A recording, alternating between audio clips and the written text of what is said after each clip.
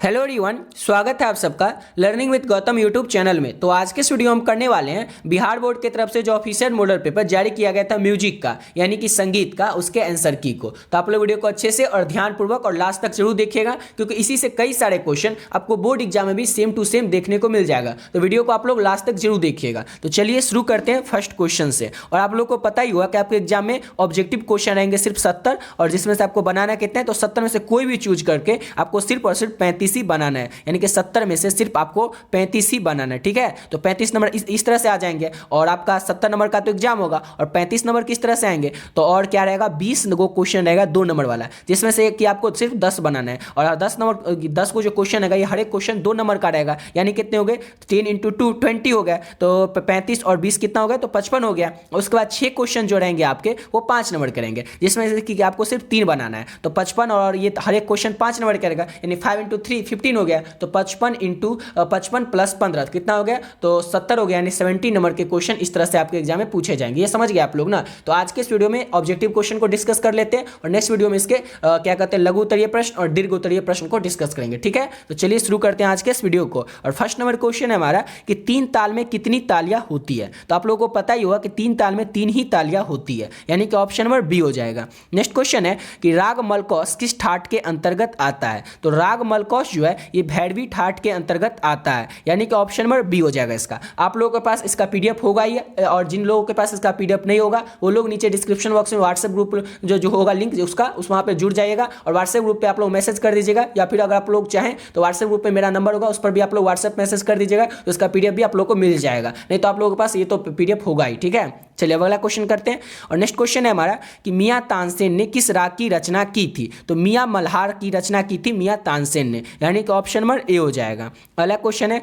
राग काफी का गाने का समय क्या है, गायन समय क्या है राग काफी का, तो रात्रि काल में, रात्रि काल में राग काफी को गाया जाता है, यानी कि ऑप्शन नंबर डी हो जाएगा। अगला क्वेश्चन है माई म्यूजिक माई लाइफ के लेखक कौन है। तो माई म्यूजिक माई लाइफ जो है इसके लेखक रवि शंकर हैं, ऑप्शन नंबर सी हो जाएगा। रवि शंकर जो है ये माई म्यूजिक माई लाइफ के लेखक हैं। अगला क्वेश्चन है गिरजा देवी किस गायकी के लिए प्रसिद्ध थी। तो गिरजा देवी जो थी ये ठुमरी गायकी के लिए प्रसिद्ध थी, यानी कि फेमस थी, ऑप्शन नंबर डी हो जाएगा। अगला क्वेश्चन है 3 ताल में कितने विभाग है। 3 ताल जो है इसमें कितने विभाग होते हैं, तो 4 विभाग होते हैं, ऑप्शन नंबर ए हो जाएगा। अब अगला क्वेश्चन है कि राग भैरव का वादी स्वर क्या है। ये सब क्वेश्चन आप लोग को ऑलरेडी करवा चुके हैं, वो भी अगर आप देखना चाहें तो नीचे डिस्क्रिप्शन बॉक्स में प्लेलिस्ट बना हुआ है, वहां से आप लोग देख सकते हैं। ये सब क्वेश्चन आप लोग को ऑलरेडी करवा चुके हैं। क्वेश्चन है कि राग भैरव का वादी स्वर क्या है। तो राग भैरव का वादी स्वर हो जाएगा इसका ध हो जाएगा, ऑप्शन नंबर बी हो जाएगा। राग भैरव का वादी स्वर ध है। अगला क्वेश्चन है कहरवा ताल में कितनी मात्राएं होती हैं। तो कहरवा ताल में ना 8 मात्राएं होती हैं, ऑप्शन नंबर सी हो जाएगा। अब अगला क्वेश्चन है कि राग भैरव किस ठाट से उत्पन्न हुआ है। तो राग भैरव जो है ये उत्पन्न हुआ है भैरव ठाट से, ऑप्शन नंबर बी हो जाएगा। राग भैरव जो है ना ये भैरव ठाट से उत्पन्न हुआ है। अब अगला क्वेश्चन है कि राग यमन का ठाट क्या है। राग यमन जो है उसका ठाट क्या है। तो मोस्ट इंपॉर्टेंट क्वेश्चन है इस साल के लिए भी, और आपके बोर्ड एग्जाम में कई बार ये क्वेश्चन पूछा जा चुका है, और इस साल के लिए भी आप लोग के लिए काफी ज्यादा इंपॉर्टेंट क्वेश्चन है 2024 एग्जाम के लिए कि राग यमन का ठाट क्या है। तो राग यमन का ठाट है कल्याण ठाट, ऑप्शन नंबर ए हो जाएगा। अगला क्वेश्चन है क्रमिक पुस्तक मल्लिका के लेखक कौन है। क्रमिक पुस्तक मल्लिका जो है उसके लेखक कौन है। तो पंडित भातखंडे हैं, ऑप्शन नंबर ए हो जाएगा। पंडित भातखंडे जो है ये क्रमिक पुस्तक मल्लिका के लेखक हैं। अगला क्वेश्चन है 13 नंबर, और 13 नंबर क्वेश्चन कह रहा है कि निम्न में से किस ताल में 10 मात्राएं होती है। तो झप ताल में 10 मात्राएं होती है, ऑप्शन नंबर सी हो जाएगा। अगला क्वेश्चन है कि राग देश किस ठाट के अंतर्गत आता है। तो राग देश जो है ये खमाज ठाट के अंतर्गत आता है, यानी कि ऑप्शन नंबर सी हो जाएगा। अगला क्वेश्चन है रूपक ताल के किस मात्रा पर खाली होती है। तो रूपक ताल के 1 मात्रा पर खाली होती है, ऑप्शन नंबर बी हो जाएगा। नेक्स्ट क्वेश्चन है राग विभाग का संवादी स्वर क्या है। तो राग विभाग का संवादी स्वर हो जाएगा नी, ऑप्शन में नी नंबर है, ऑप्शन नंबर बी हो जाएगा। क्वेश्चन क्या था एक बार क्वेश्चन को देख लेते हैं फिर से। क्वेश्चन है कि राग विभाग का ना संवादी स्वर, यहाँ पर वादी नहीं संवादी पूछा जा रहा है, इसके लिए हो जाएगा इसका ऑप्शन नंबर बी नी। अब अगला क्वेश्चन क्या हमारा कि ताल चौताल में कितनी मात्राएं होती हैं। तो ताल चौताल में 12 मात्राएं होती है, ऑप्शन नंबर बी हो जाएगा। अगला क्वेश्चन है ध्रुपद में किस ताल का प्रयोग होता है। तो ध्रुपद में जो है चौताल का प्रयोग किया जाता है, ऑप्शन नंबर बी हो जाएगा। अगला क्वेश्चन है निम्नलिखित रागों में से किसमें दोनों मध्यम में लगते हैं। 4 राग का नाम दिया हो, इसमें से बताना है कि किस में दोनों जो है वो मध्यम में लगते हैं। तो यमन राग में, ऑप्शन नंबर डी हो जाएगा। अब अगला क्वेश्चन है हमारा कि कौन सा प्रातःकालीन राग है, यानी कि सुबह सुबह कौन सा राग है, सुबह सुबह जिस राग को गाया जाता है कौन सा जो है वो प्रातःकालीन राग है। तो अलहैया बिलावल जो है ये प्रातःकालीन राग है, ऑप्शन नंबर सी हो जाएगा। नेक्स्ट क्वेश्चन है 21 नंबर की श्रुतियाँ की संख्या कितनी है, श्रुतियाँ कितनी होती हैं, तो 22 होती हैं, ऑप्शन नंबर बी हो जाएगा। अगला क्वेश्चन है कि राग भूपाली की जाति कौन सी है, आप लोगों को पता ही होगा, ये सब क्वेश्चन ऑलरेडी करवा रखे हैं। अगला क्वेश्चन है 22 नंबर की राग भूपाली की जाति क्या है, तो औंडव औंडव जाति है, ऑप्शन नंबर सी हो जाएगा। अगला क्वेश्चन है कौन सा राग प्रातःकालीन नहीं है, ये नहीं कि है, कौन सा राग जो है वो प्रातःकालीन राग नहीं है, तो बिहाग जो है ये प्रातःकालीन राग नहीं है, ऑप्शन नंबर सी हो जाएगा। अगला क्वेश्चन है अलैया बिलावल का समवादी स्वर क्या है, तो अलैया बिलावल जो है उसका समवादी स्वर ग हो जाएगा, तो ऑप्शन बी हो जाएगा। ग जो है ये अलैया बिलावल का समवादी स्वर है। अगला क्वेश्चन है राग यमन का समवादी स्वर क्या है, किस चीज़ का, तो राग यमन का समवादी स्वर, तो नी जो है ये राग यमन का समवादी स्वर है। अगला क्वेश्चन है किस गायन शैली में शब्द नहीं है मात्र स्वर ही होते हैं, किस गायन शैली में किस गायन शैली में शब्द नहीं होते हैं मात्र स्वर ही होते हैं, तो ठुमरी में, ऑप्शन में तो ठुमरी नहीं दिया हुआ है, इसका ठुमरी होना चाहिए था, ठीक है, ये क्वेश्चन में ऑप्शन में दिया ही नहीं है, इसलिए होना चाहिए था इनमें से कोई नहीं। अब अगला क्वेश्चन है हमारा ये कौन सी ताल जोड़ी समान मात्राओं की है, कौन सी ताल की जोड़ी जो है समान मात्राओं की है, तो एक ताल और चार ताल की, यानी कि ऑप्शन नंबर डी हो जाएगा। एक ताल और चार ताल की जो जोड़ी है ये समान मात्राओं की है। अगला क्वेश्चन है ध्रुपद का विकास किस शैली से हुआ है, तो ध्रुपद का जो विकास है ये प्रबंध शैली से हुआ है, ऑप्शन नंबर बी हो जाएगा। अगला क्वेश्चन है सारंगी वादन किससे किया जाता था, तो सारंगी वादन जो है ये किया जाता था लकड़ी के टुकड़े से, ऑप्शन नंबर डी हो जाएगा। अब अगला क्वेश्चन है हमारा कि तीन ताल और कहड़वा ताल में कितनी मात्राओं का अंतर होता है, तो 8 मात्राओं का अंतर होता है तीन ताल और कहड़वा ताल में, यानी कि ऑप्शन नंबर ए हो जाएगा। अगला क्वेश्चन है कि बिहू किस प्रदेश का लोक नृत्य है, तो बिहू जो है ये असम का लोक नृत्य है, यानी कि फेमस डांस है, ऑप्शन नंबर सी हो जाएगा असम का। अब अगला क्वेश्चन है हमारा कि सप्तक के कितने प्रकार हैं, तो आप लोगों को पता ही होगा कि सप्तक जो होता है इसके 3 प्रकार होते हैं, ऑप्शन नंबर बी हो जाएगा। अब अगला क्वेश्चन क्या हमारा, तो नेक्स्ट क्वेश्चन है कौन सा राग संपूर्ण जाति का नहीं है, कौन सा राग जो है वो संपूर्ण जाति का नहीं है, तो इसका होना चाहिए खमाज होना चाहिए, ठीक है, इसका थोड़ा देख लीजिएगा आप लोग, वैसे तो खमाज होना चाहिए इसका, ऑप्शन नंबर सी हो जाएगा। अगला क्वेश्चन है विकृत स्वर कितने होते हैं, तो विकृत स्वर जो है वो 5 होते हैं, ऑप्शन नंबर डी हो जाएगा इसका। अगला क्वेश्चन है राग मलकौस की जाति क्या है, तो राग मलकौस जो है इसकी जाति औंडव औंडव है, यानी कि ऑप्शन नंबर बी हो जाएगा इसका। अगला क्वेश्चन है शांडव संपूर्ण शांडव जाति के राग में स्वरों की संख्या कितनी होती है, तो इसमें 7 होती है, ऑप्शन नंबर में है सी में, ठीक है। क्वेश्चन देख लीजिए एक बार फिर से, क्वेश्चन है हमारा कि शांडव जाति के रागों में स्वरों की संख्या कितनी होती है, तो 7 होती है, ऑप्शन नंबर सी हो जाएगा। अगला क्वेश्चन है ध्रुपद की कितनी बानियां हैं, ध्रुपद जो है इसकी बानियां 4 हैं, यानी कि ऑप्शन नंबर ए हो जाएगा, यहाँ पर सी नहीं ए होगा 4। अब अगला क्वेश्चन क्या है हमारा कि हिंदुस्तानी संगीत में शुद्ध और कोमल स्वर कुल कितने हैं, तो हिंदुस्तानी संगीत में शुद्ध और कोमल मिलाकर कुल कितने स्वर हैं, इसमें टोटल जो है 12 स्वर हैं, ऑप्शन नंबर डी हो जाएगा। अगला क्वेश्चन है इनमें से कौन सा अवरुद्धवाद है, अवरुद्धवाद कौन सा है, 4 ऑप्शन में सबको बताना है, तो तबला, ऑप्शन नंबर डी हो जाएगा। अगला क्वेश्चन है हमारा कि कोमल स्वर कितने होते हैं, तो कोमल स्वर जो है ये 4 होते हैं, ऑप्शन नंबर ए हो जाएगा। अगला क्वेश्चन है राग यमन का गायन समय क्या है, यानी कि राग यमन को कब गाया जाता है, तो राग यमन को सायं काल में गाया जाता है, संध्या काल में, ऑप्शन नंबर सी हो जाएगा। अगला क्वेश्चन है ताल झपताल में कितनी खाली है, ताल झपताल जो है इसमें कितनी खाली है, तो 1 खाली है, ऑप्शन नंबर सी हो जाएगा इसका। अब अगला क्वेश्चन है हमारा कि लय कितने प्रकार के होते हैं, तो लय जो है ये कितने प्रकार के होते हैं, तो लय होते हैं ऑप्शन में दिया हुआ है 5 2 3 3 प्रकार के, ऑप्शन नंबर बी हो जाएगा इसका। अब अगला क्वेश्चन है पंडित राम चतुर मलिक क्या गाते थे, तो पंडित राम चतुर मलिक जो थे ये एक ध्रुपद गाते थे, ध्रुपद गायन शैली के थे, ऑप्शन नंबर बी हो जाएगा, ध्रुपद गाते थे पंडित राम चतुर मलिक।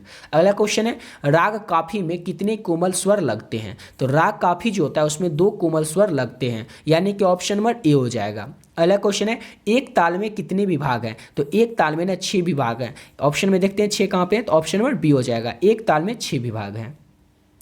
अगला क्वेश्चन है किस राग में 4 कोमल स्वर लगते हैं, किस राग में 4 कोमल स्वर लगते हैं, तो भैरव राग में 4 कोमल स्वर लगते हैं, ऑप्शन नंबर ए हो जाएगा। अगला क्वेश्चन है राग भैरव का समवादी स्वर क्या है, तो राग भैरव का समवादी स्वर जो है वो रे है, यानी कि ऑप्शन नंबर बी हो जाएगा। अगला क्वेश्चन है अवरोही क्रम में नी के बाद कौन सा स्वर आता है, तो इसमें ध स्वर आता है, ऑप्शन नंबर डी हो जाएगा, अवरोही क्रम में नी के बाद ध स्वर आता है। अगला क्वेश्चन है निम्न में से कौन सा किसी ठाट का नाम नहीं है। 50 का आपको बताना है। तो देश पता ही है, कल्याण, बिलावर और धैर्य भी, ये जो है ठाट का नाम है, लेकिन देश तो किसी ठाट का नाम नहीं है, यानी ऑप्शन नंबर डी हो जाएगा।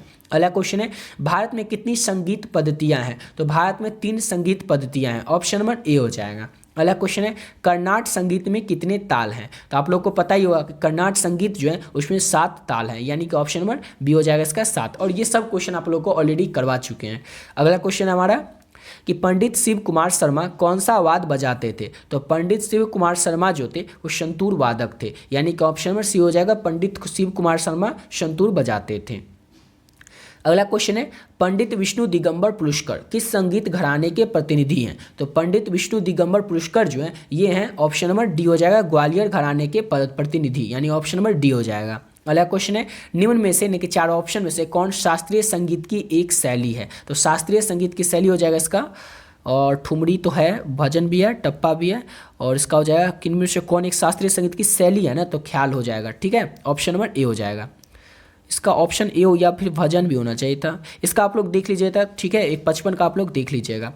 अगला क्वेश्चन है हमारा कि वाद के कितने वर्गीकरण हैं। तो वाद जो होता है इसके 4 वर्गीकरण होते हैं, ऑप्शन नंबर सी हो जाएगा। अगला क्वेश्चन है पंडित राम चतुर मलिक किस घराने से हैं। तो ये दरभंगा घराने से हैं, ऑप्शन नंबर सी हो जाएगा, दरभंगा घराने से पंडित राम चतुर मलिक आते हैं।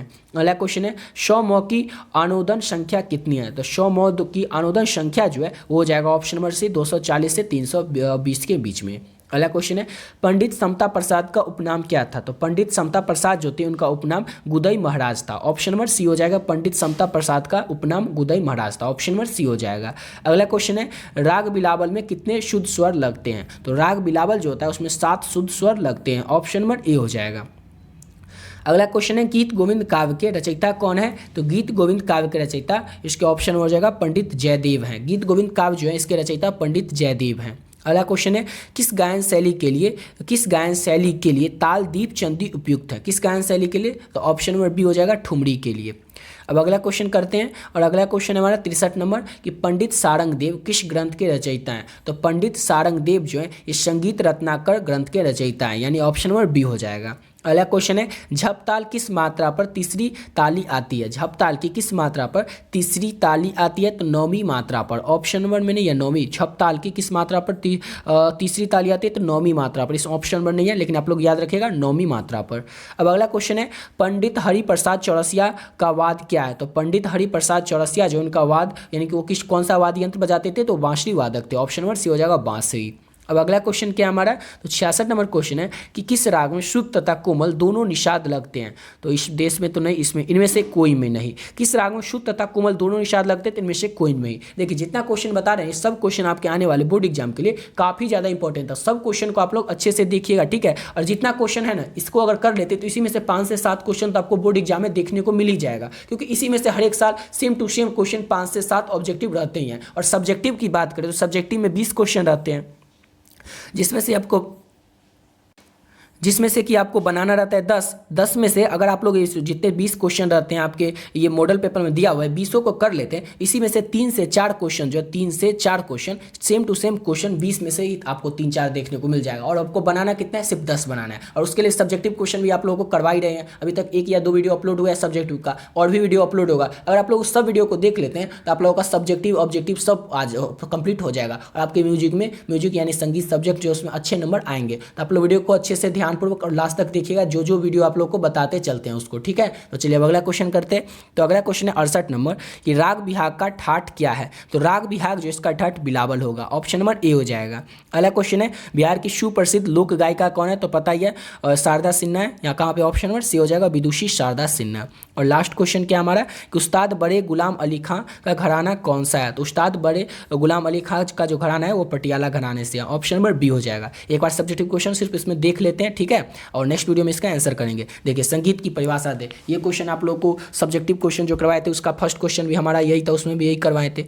उसका विवादी स्वर क्या है ये भी आपको बता चुके हैं। कई क्वेश्चन इसमें से ऑलरेडी आप लोग को करवा ही चुके हैं। जो भी क्वेश्चन देख रहे हैं, चौताल को दुगुन लय में लिखें, राग बिहाग का परिचय दें, ये राग जौनपुरी के आरोह या अवरोह तथा पकड़ लिखिए। ये सब क्वेश्चन आप लोगों को कई क्वेश्चन इसमें से करवा चुके हैं और कई क्वेश्चन नहीं करवाएं, लेकिन एक साथ इस सबको 20 क्वेश्चन जो है इसको एक साथ करवा देंगे, ठीक है, ताकि ये भी आपका कंप्लीट रहे।